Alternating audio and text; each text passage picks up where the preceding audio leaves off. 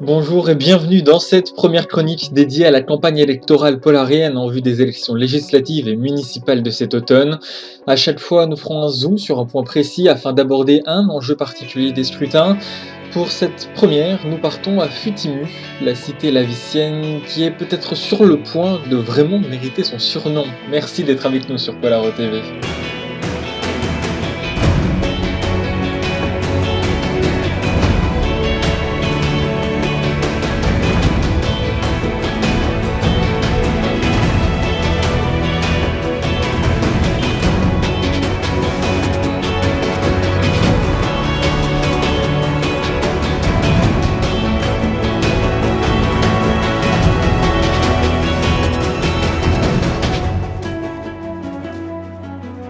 Et on commence donc avec cette image prise en novembre dernier lors du congrès de lancement du dernier né des partis polariens, Horizon Commun, cette nouvelle formation qui se revendique comme étant une plateforme citoyenne des forces de gauche, a ses principales têtes d'affiche qui viennent justement toutes deux du Sun Parade, où se tenait donc leur grand meeting inaugural.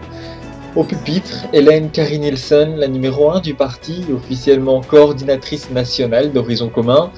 Cette enseignante à l'université Palestine en géographie économique, ancienne cadre locale des sociaux-démocrates, est la cofondatrice du mouvement puisqu'elle le promeut en tout cas comme étant une alternative à son ancien parti, dont elle critique certes son usure au pouvoir, mais sans pour autant lui contester sa pertinence sur le fond. Elle est candidate dans une circonscription du sud de Futimu où elle réside, qui est d'ailleurs, ironie du sort, le lieu où Julia Keberg s'était fait élire députée en 2015, avant de, vous le savez certainement, de devenir ministre de l'économie, puis ensuite de monter les marches de l'OCGC. Est assis derrière elle un grand jeune homme roux qui est lui bien connu déjà localement et pour cause, il s'agit de Julien Lavicien.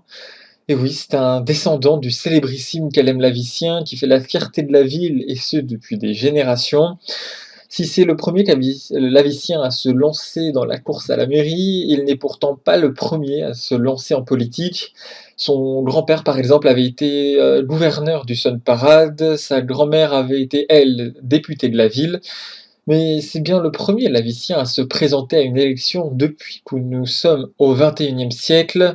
Jusqu'à ces derniers temps, donc, sa famille semblait s'être recentrée sur d'autres priorités, notamment sur l'aide humanitaire, puisque par exemple sa mère, Bérangère Sawano-Lavicien, était à la tête d'une structure d'aide humanitaire pour Mapete.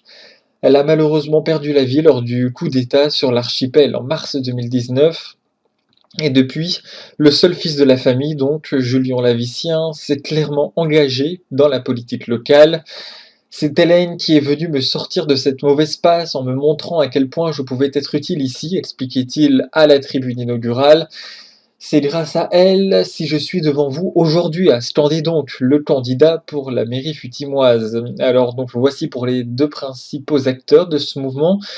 Mais quel positionnement pour Horizon Commun? C'est là que l'on peut légitimement se demander si Futimu ne sert pas de laboratoire politique, tant la stratégie qui déploie Horizon Commun ici a été visiblement redoutable. Je m'explique, déjà politiquement, cette plateforme citoyenne, comme il se présente, joue sur la principale faiblesse du parti au pouvoir, le Parti social-démocrate, au pouvoir depuis donc 2013 et qui voit ses parts d'intention de vote lentement mais sûrement régresser, notamment au profit d'Horizon Citoyen qui témoigne donc d'une forme de succès de l'opération. Le parti, donc, mené aux élections par la première ministre Zoé Gallet, a en effet essuyé plusieurs coups durs ces derniers temps, notamment la gestion erratique de l'épidémie chikungunya qui a laissé une partie de la population sceptique. Plus globalement, il y a une forme d'usure au pouvoir, voire clairement une lassitude qui ne menace pas tant sa possibilité de se maintenir en tête le soir des élections, mais qui pourrait en tout cas lui rendre beaucoup plus compliqué d'obtenir seul la majorité à l'Assemblée. Et c'est là justement qu'Horizon Citoyen veut jouer sa partition en se présentant comme une nouvelle alternative à gauche, sans pour autant réfuter toute alliance une fois les élections passées. Notre objectif premier est simple, que la gauche soit toujours majoritaire, mais sans pour autant avoir à voter de manière résignée, défendait Hélène Carrie Nielsen lors d'une interview sur Polar 2. Et la manière d'obtenir ce résultat est visiblement assez simple, mais inédite au Polaro. Ouvrir au maximum ces listes à la société civile, donc, comme l'a dit leur présentation, mais aussi à des personnalités connues et reconnues elles-mêmes, afin de s'assurer une médiatisation qu'Horizon Commun n'aurait certainement pas eu sinon.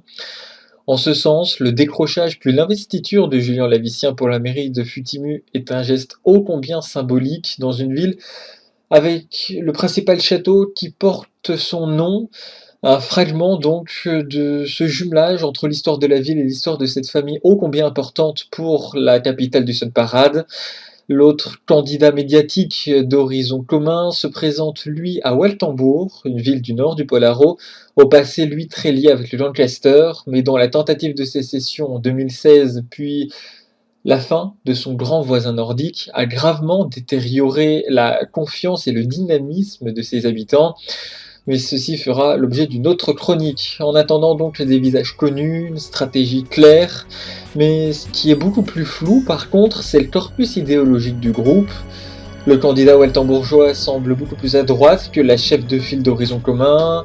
Le candidat de Futimu, lui, est absent sur les problématiques nationales. Alors certes, si pour les élections municipales, ce manque de cohérence ne risque pas d'être un facteur trop pénalisant, il pourrait en revanche compromettre une possible coalition avec les sociodémocrates si les élus de ce nouveau parti ne sont pas capables de se mettre d'accord entre eux, et en creux, donc le risque de donner le pouvoir à la droite alors que c'était justement pour contrer ce scénario qu'HC s'était constitué. Merci de nous avoir accompagnés pour cette première chronique électorale. Suivez en temps réel le déroulé de la campagne sur Squirrel avec le hashtag Polaro 2020. A bientôt sur Polaro TV.